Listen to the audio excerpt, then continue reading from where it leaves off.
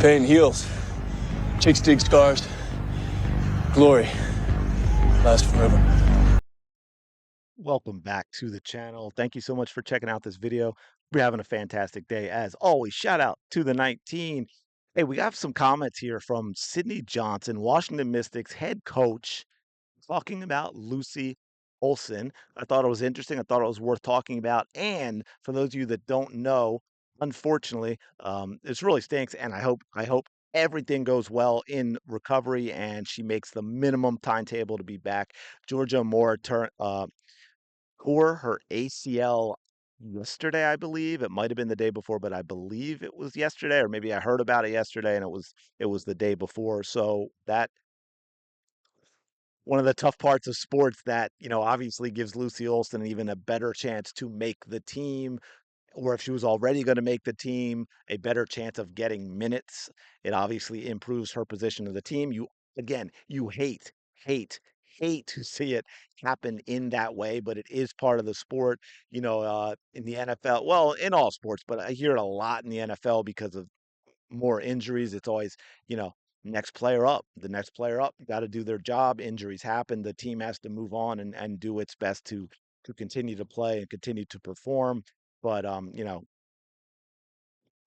best wishes for Georgia Moore. I really hope that she has the minimal recovery and then she gets back. And I think now we're at the point where it's basically 9 months is like, if everything goes well, 9 months. So hopefully she's back to playing and training in that time. But I wanted to get to the comments from Sydney Johnson about Lucy Olson, and then we can talk about it. That's a good point. I mean, I think it's funny, like Lucy, that mid range. I don't know, man. Like somehow she can get to that thing. It's just really. She's not the fastest. She's not the most athletic. I'm not saying she's not fast or not, but just relative to the W, there's some high standard in this league. She doesn't like blow you away with her athleticism and all that, but she gets that mid range. No matter what's going on, she gets to it. I'd say Kiki just like, she's quite the player, like confident, and good size. I could go down the list. Zay's had, some good moments. She's got some versatility there. Georgia just feels the energy, the building with her energy, and then Sony's just been steady. And that's not a small thing, to be a young player and be steady. Okay, so thought this was interesting for a couple of reasons. First, the mid range. Now, I did a video on Lucy Olson not a little while back. Go check that out. If you search Lucy Olson, I'm sure that one will come up. And I talked about how much I loved her mid range game. She gets to her spot and she's got a vertical. Lucy can get off the ground. Her release point is high and the release is at the peak of that vertical. So she puts the three together so that the release is the absolute highest it can be, which makes it a lot easier to get a shot off. One of the most difficult things in the world. I'm not comparing the two, but just I'm going to the extreme to give you an example of what I mean. If you go find film and watch, is you know Michael Jordan, and then Kobe was probably kind of in that same thing as well. Is Michael was always going to get his shot off in that mid-range game because of his vertical. He has the same, the high release point and everything, but other players just couldn't get as high or stay in the air as long. And I'm not saying Lucy has that explosiveness, but the things she can control, she does to the best of her ability to get the most out of it. And that makes that, and obviously she can hit the shot. So that makes that mid-range game really difficult. I didn't like the nonsense about the athleticism. That sounded like, there's just we know what he's saying there. And by the way, Caitlin Clark's the most athletic player in the WNBA, buddy. And on top of that, yes, this is the WNBA, and one of the things they've really been missing is a lot of athleticism, right? Again, it's a physical league of big bodies who can't get 2 inches off the ground, Sydney. So don't come in here and tell me that Lucy Olson doesn't have the athleticism for the W, because that's ridiculous. That is absolutely ridiculous. Uh, but um, but yeah, I mean, I will agree with it. And look, hey man, if she seems to be able to get to her spot to get off that shot, maybe she does have more athleticism than you, and maybe you should open your mind to the possibilities. that despite not having a tan, Lucy Olsen has some athleticism and can play in this league. And of course, and it's weird. Look, you're actually not really ever going to talk about this in any other leagues, but in the WNBA, it kind of matters a little bit right now. If you want to take that growth, is she's going to bring a fan base. She's not going to bring a Caitlin Clark fan base, but she's going to bring those Iowa fans that loved her for transferring to that senior year of Iowa. And don't forget, can we not forget that at Villanova before Iowa, she was the nation's third leading scorer. Caitlin Clark's senior year, when Caitlin Clark led the league in scoring.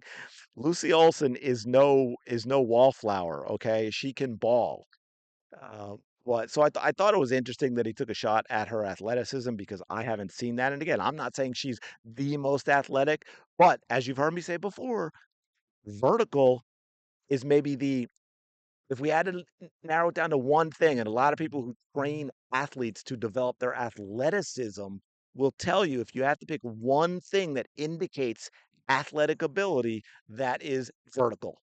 That is the vertical leap. And that's why it's tested in a lot of sports, okay? Because that vertical leap, that's the power that you can put into the ground, which means that transfers into explosiveness, right? That first step into quickness, that first step into flat out speed because you cover more ground with each step. It's not about your strides being longer, although that helps technique, but you're not going full stride a lot of times in a sport like basketball.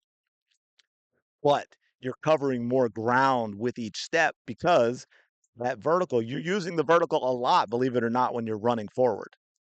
But I don't want to go too deep down that rabbit hole. But it's what I do, so it's kind of interesting to me. And I never hear anyone else talk about this when they're doing basketball videos and this forth. Just another part of the game that hopefully maybe it gives you some insight that helps you enjoy the game a little more. I try and do that. I try. But yeah, so that's about all I've got on this one. I hope Lucy makes the team. I think she's got obviously a better chance now with Georgia being hurt. I think that sucks. So I'm separating the two. I'm not saying, oh, this is great for Lucy. Not at all.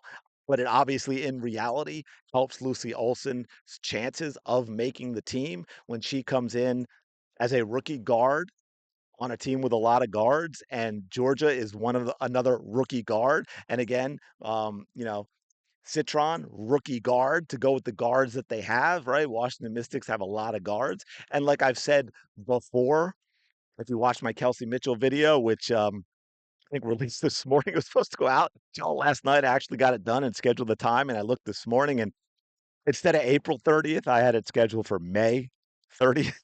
So it didn't quite go out when I expected it to. But if you have gotten a chance to see that already, and go to the end, it's awesome. And I talk a lot about that there. You want to make the WNBA more exciting. Look, there are a lot of things that got to happen, but one of them is to make this a more, in the W, more of a small players game because the smaller players, the guards, they have more athleticism, they've got more explosiveness. They in an athletic way, they bring what the WNBA has been missing in terms of excitement and entertainment. So I think that's really important for the league. But I'm going to leave it there. Appreciate you checking out this video as always. Let me know your thoughts on Lucy Olson, whether you think she's got a shot at making the team, getting minutes, what you think about the coach's comment. And overall, by the way, do you think his comment was a positive in terms of how he views Lucy Olson, or a negative, or maybe even a neutral? Let me know your thoughts in the comments below. As always, appreciate you checking out this video. Smash the like button, subscribe to the channel. You know the drill. Go have the day you deserve, and I will talk to you later.